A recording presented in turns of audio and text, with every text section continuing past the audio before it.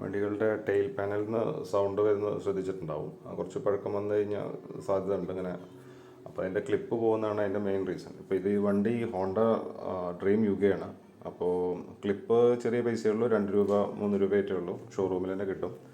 അപ്പോൾ അത് അഴിക്കാൻ വേണ്ടിയിട്ട് ഒന്നില്ലെങ്കിൽ ടൈൽ പാനൽ മുഴുവനായിട്ട് അഴിക്കണമെന്നുണ്ടെങ്കിൽ ഷോക്ക് അബ്സോർബറിൻ്റെ ഈ സൈഡിൽ ഇവിടെ ഒരു നെട്ടുണ്ട്, അത് കഴിഞ്ഞ് ഇൻഡിക്കേറ്ററിൻ്റെ ഭാഗത്തൊരു നെറ്റുണ്ട്.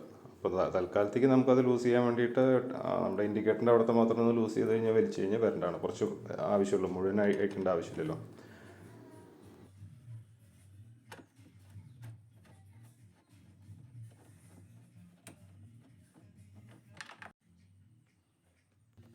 ഈ ടൈപ്പിൽ 2 പിന്നെ നിൽക്കുന്നുണ്ട്, അതിലാണ് നമ്മുടെ ക്ലിപ്പ് ഇൻസെർട്ട് ചെയ്യേണ്ടത്.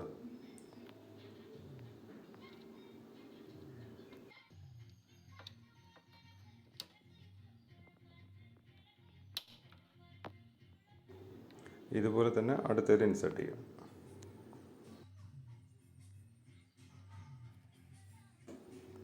ഇനി കറക്റ്റായിട്ട് ആ ഹോളിന് മാച്ച് ചെയ്തിട്ട് ഇത് കറക്റ്റ് ചെയ്തിട്ട് ഒന്ന് പ്രസ് ചെയ്ത് കഴിഞ്ഞാൽ അത് ലോക്കായി.